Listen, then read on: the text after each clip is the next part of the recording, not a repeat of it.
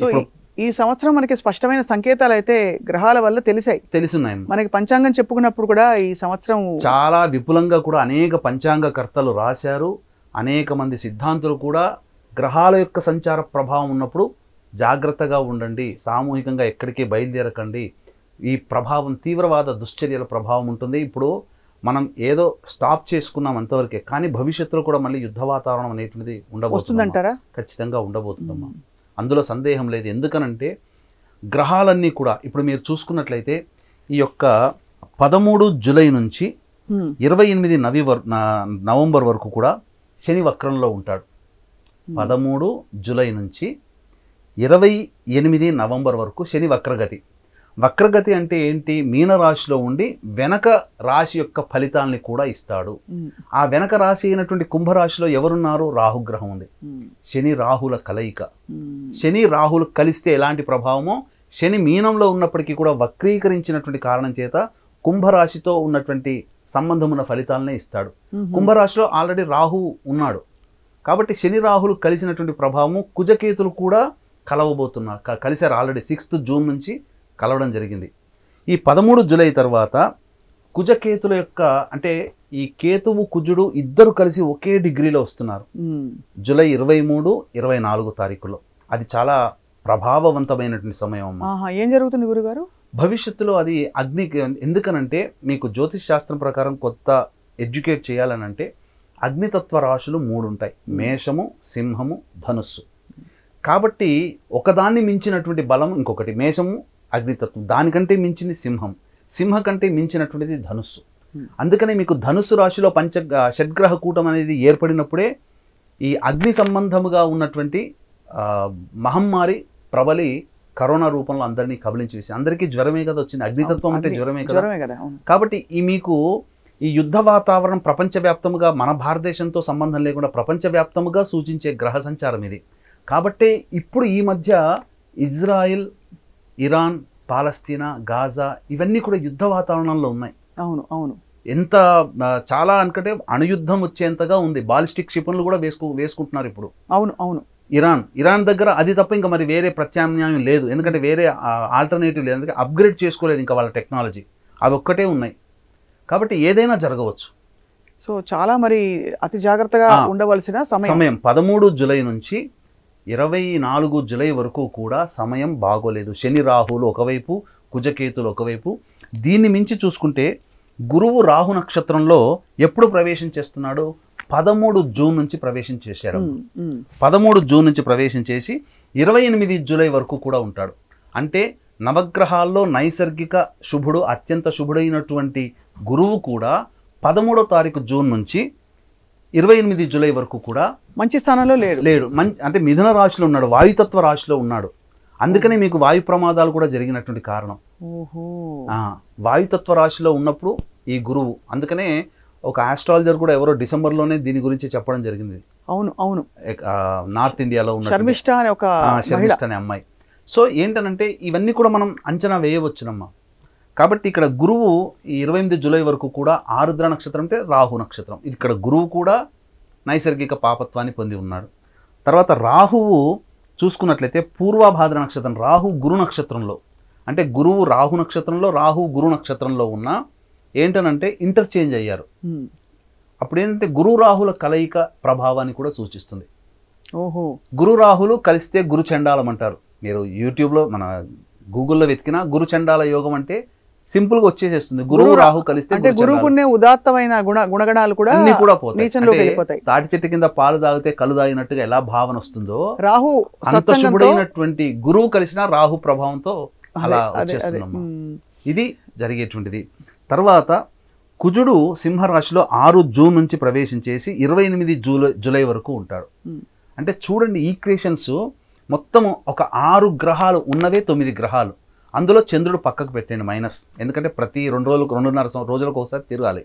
మిగతా 8 గ్రహాల్లో శుక్రుడు, బుధుడు కూడా పాపగ్రహ నక్షత్రంలోనే పడిపోతున్నాడు. సో ఇవన్నీ ఈక్వేషన్స్ చూసుకుంటే మొత్తము రాహువు కేతు నక్షత్రాల్లో, అలాగే శని తన సొంత నక్షత్రంలో ఉండడం, వక్రీకరించి ఉండడం, డిస్ట్రాయర్, ఇవన్నీ కూడా డిస్ట్రాయ్కి సూచనమ్మ. అందుకనే ఇప్పుడు ప్రపంచవ్యాప్తంగా ఎక్కడ కూడా ప్రశాంతత లేని జీవితం. చాలా నిజంగా అంటే ఆ తేడా తెలుస్తోంది. గతంలో మనకుండే మానసిక పరిస్థితులకి ఇప్పుడు ఎక్కడెక్కడో ఏదో జరిగినా కూడా వాతావరణం మారిపోయింది గురుగారు. మొత్తం కూడానమ్మా మారింది. 13 జూలై తర్వాత మాత్రం చాలా ఇబ్బందులు ఎదుర్కోక తప్పదమ్మా. 13 జూలై నుంచి ఎప్పటి వరకు గురుగారు? 28 జూలై వరకు. ఆ 15 రోజులు ఏం చేయాలంటే, ఇప్పుడు పరిహారాలు మనం చెప్పే ముందు ఇంకా మరిన్ని విపత్తులు కానీ కొంచెం కష్టతరమైన సమయాలు ఉంటే చెప్పండి. ఆ తర్వాత వాటి పరిహారాలు ఇండివిజువల్గా ఏం చేసుకోవచ్చని.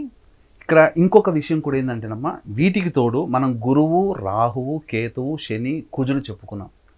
ముఖ్యంగా రవి కూడా ఆరుద్ర నక్షత్రంలోకి, రాహు నక్షత్రంలోకి వస్తున్నాడు. ఎప్పుడు వస్తున్నాడు? 22 జూన్ నుంచి 4 జూలై వరకు ఉంటున్నాడు. ఈ సమయం రవి ఆరుద్ర నక్షత్రంలో ఆ 22 జూన్ నుంచి 4 జూలై వరకు అనుకుంటే దాదాపుగా 12 రోజులు. ఆ 12 రోజుల్లో కూడా ప్రపంచవ్యాప్తముగా ఏదైనా దేశంలో రవి అంటే ఎవరమ్మా? రాజ్యాంగానికి కారకుడు, రాజుకి కారకుడు. ప్రజల్లో చైతన్యం వచ్చి రాజ్యాధికారాన్ని ఎవరైనా కోల్పోవచ్చు, లేదా చాలా ఇబ్బందికర పరిస్థితులు ఎదుర్కోవచ్చమ్మా. ఎందుకంటే రవి ఈ యొక్క సంవత్సరానికి మంత్రి, శని రాజు అయ్యాడు. కాబట్టి అన్ని విధాలుగా శని సంబంధం అనేటువంటిది ఉన్నది. ఇప్పుడు మీరు చూసుకుంటే మొన్న జరిగినటువంటి ఏరోప్లేన్ అటాక్ మధ్యాహ్నం 1:38 జరిగింది కదమ్మా. ఆ సమయాన్ని చూసుకుంటే కన్యా లగ్నం ఉంది. ఆ లగ్నాన్ని శని డైరెక్ట్గా 90 డిగ్రీల వీక్షణతో చూస్తున్నాడు. మీనరాశిలో ఉండి కన్యా లగ్నాన్ని ప్రభావవంతంగా చాలా బలంగా వీక్షిస్తున్నాడు. డిస్ట్రక్షన్ జరిగింది. శని అంటేనే డిస్ట్రాయర్. కాబట్టి జాగ్రత్తలు పాటించక తప్పదు. అందుకనే అది చాలా ఈ సంబంధించినటువంటి విశ్వావసునామ సంవత్సరంలో ఉన్నప్పుడు ఎంతోమంది పండితులు తెలియచేశారు. అప్పుడు కొట్టిపడేశారమ్మా. మనలో ఉన్నటువంటి ఒకటి ఏంటంటే, ఇతర మతంలో ఆ సంబంధించినటువంటి మత ఆధారంగా చెప్పినటువంటి విషయాన్ని విశ్వసిస్తారు, పాటిస్తారు, క్రమశిక్షణగా ఉంటారు, ప్రశ్నించరు. మన దగ్గరకు వచ్చేసేసరికి నోరెళ్ళబెట్టేస్తారు, అవమానంగా మాట్లాడతారు, కామెంట్ రూపంలో సోది చెప్పడానికి వచ్చారా ఇట్లా అని మాట్లాడతారు. కానీ చెప్పిందే జరిగింది కదమ్మా. మనం ఏమీ ఒకరి చెడు మనం కోరుకోకూడదు. కానీ జ్యోతిష్య శాస్త్రం ఏంటంటే ఎంత మంచి చెబుతుందో భవిష్యత్తులో వచ్చే ఇబ్బందుల్ని తప్పించుకోవడానికి చెబుతుంది, మార్గాన్ని కూడా సూచిస్తుంది. అవును, గొప్పగా చెప్పారు గురుగారు. అయితే మరి ఇప్పుడు ఒక సాధకులు ఎవరైనా సరే ఇటువంటి పరిస్థితుల్లో మనం అనేక మాటలు శివుడాజ్ఞ లేనిదే శివైనా కదలదు అనుకుంటాం, అలాగే నాహంకర్త హరికర్త అని చెప్పుకుంటాం. మరి ఇటువంటి క్లిష్టతరమైన పరిస్థితులు వస్తే మన చేతుల్లో ఏముంది, మనం ఏం చేయొచ్చు, మనం బయటపడాలంటే ఏం చేయాలి అని మనకి పరిహారాలు అందరికీ ఉంటాయా? అందరికీ ఉంటాయమ్మా. ఎందుకంటే పరిహారాల్లో ఉన్నప్పుడు కాలాన్ని శాసించేవాడు కాలభైరవుడు. ఎవరి గత జన్మ కర్మదోషంనైనా ఈ జన్మలో ఎదుర్కొనే సమస్యలన్నింటికీ కూడా గత జన్మ కర్మదోషం. అంటే మీకు ఈ సంబంధించినటువంటి దేవతానుగ్రహంలో కలౌ చండీ వినాయకో కాలభైరవ. కలియుగంలో గణపతి, చండీ అనగా దుర్గ, కాలభైరుడు ఇచ్చినటువంటి శుభ ఫలితాలు, శీఘ్రమైనటువంటి ఫలితాలు ఏ దేవత కూడా ఇవ్వజాలదు. కలియుగ ప్రమాణాన్ని, ఒక్కొక్క యుగ ప్రమాణాన్ని అనుసరించి ఒక్కొక్క దేవతలు అత్యంత శీఘ్ర ఫల ప్రదాతలుగా ఉంటారు. కాబట్టి ఈ కలియుగానికి చండీ, కాలభైరవుడు, వినాయకుడు శుభమైనటువంటి ఫలితాలను ఇస్తారు. కాబట్టి ఈ దేవత ఆరాధన ప్రతిరోజు కాలభైరవాష్టక పారాయణం చేసుకోవడం చాలా మంచిది. అందరికీ కూడా అంటే యజ్ఞోపవీతం ఉన్నటువంటి ధారణ ఉన్నటువంటి వాళ్ళకి మంత్రోపదేశంగా తీసుకోవచ్చు. అందుకనే ఆదిశంకరాచార్యుల వారు వీళ్ళందరికీ కూడా, పామరులకి కూడా అందుబాటులో ఉండే విధంగా ఆ యొక్క బీజాక్షరంలో మంత్రంలో ఉన్నటువంటి ఫలితం ఎట్లా ఉంటుందో అదంతా కూడా ఆయన రచించినటువంటి స్తోత్రాలు, అష్టకాలలో నిక్షిప్తము చేసి అవన్నీ కూడా అందించడం జరిగింది. అదే ఫలితం వస్తుంది. రోజుకి కాలభైరవం ప్రదోషకాల సమయంలో చేస్తే ఎంత గొప్ప ఫలితం వస్తుందమ్మా.